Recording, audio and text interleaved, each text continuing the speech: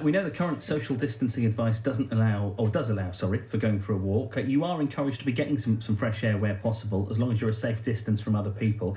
How is it affecting the county's golf clubs? Are people still playing? What precautions are they taking? Just anecdotally, behind the scenes here at BBC Radio Norfolk, we've been told that this is one sport where people seem to be determined to carry on. Let's talk to Peter Johns from Eaton Golf Club on the outskirts of Norwich. Morning, Peter. Morning, Chris. Nice to talk to you. So, difficult times, I know. What is different at the golf club? Have you had to change certain things? Oh yes, we've taken some strict measures.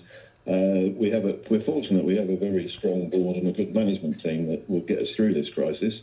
But we have closed the clubhouse, so there's no social gathering in the clubhouse. However, the course remains open until otherwise directed, but with some extra safety measures, i.e. all the rakes in the bunkers have been removed, because the green staff will rake the bunkers, so that prevents cross-contamination of the bunker rakes. We do have certain competitions where there's alternate shots, so we've changed that so that we've cancelled those so that you only handle your own golf ball. We're putting with the pin in the green to avoid holding the flag, and obviously the advice to avoid handshakes and hugs at the end of a game. So we're fairly confident with these measures. I mean, people are still turning up to play. We've had to cancel a number of society events because they come to eat, and obviously they all get together, so we've cancelled that. But the golf for the members and any visitors that want to pay a green fee continues for the moment. And from what we've been told, at various golf clubs around Norfolk, people are still turning up and still want to play their golf. Yes, and there's no advice currently for golf courses to close. So as you said earlier on, exercise and fresh air is important, but in safe conditions.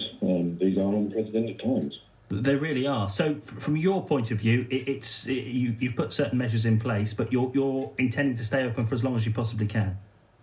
As the golf course, clearly our revenue stream through the bar and catering area is going to be severely affected.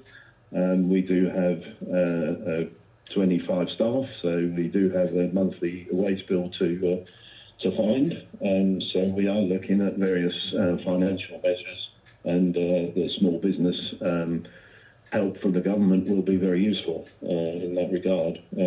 I'm also working remotely, and one thing to consider is obviously if you work remotely, it's easy to get a remote connection to your computers, but you might be solving one problem and creating another with GDPR. So we certainly make sure that all our firewalls are safe for home working. From a golf club's point of view, of course, you've got your membership fees, but how much of your income relies on the social side of golf and the events you have in the clubhouse and people eating and drinking? In total, it would be in the region of 15 to 20% of our turnover would come from visitors, societies, and on top of that, members, food and drink. It's a significant part of our income stream, which we're fortunate we will be able to survive for a period of time, but of course we don't know when that will all end. And that's a big part of a game of golf, isn't it? The social side at the end of it. There's a huge part. Members are being very good, though, I have to say. I did get an email from a GP who's a member who played yesterday and said he was very impressed with the measures that the board have put in place to reduce the risk of transmission of COVID-19. So that's a tremendous endorsement of the work we've done. Yeah, and just to finish with, you mentioned there that no handshakes at the end of a game of golf. That's another big tradition. So what are people doing instead? The old elbow, the elbow tap. I've seen a couple try to do a foot shake, and because the golfers in our club, they're quite elderly, so they sort of stagger around a bit. But no, they're being very sensible about it, and there has to be a light-hearted element as well. But we do follow government advice, and we monitor it daily,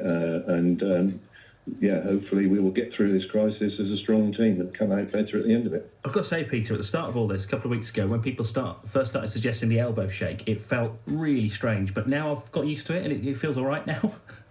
Yeah, it does. I mean, I recently returned from a holiday in Muscat, and they're doing the the taxi drivers were doing the old elbow over there, which was interesting. There's a worldwide alternative to the handshake. It could catch on. Peter, good luck. As with all businesses in Norfolk, we hope you're doing all right through this, and we understand that the challenges at play. But yeah, it's all right. Still go and play golf. Eaton Golf Club remaining open.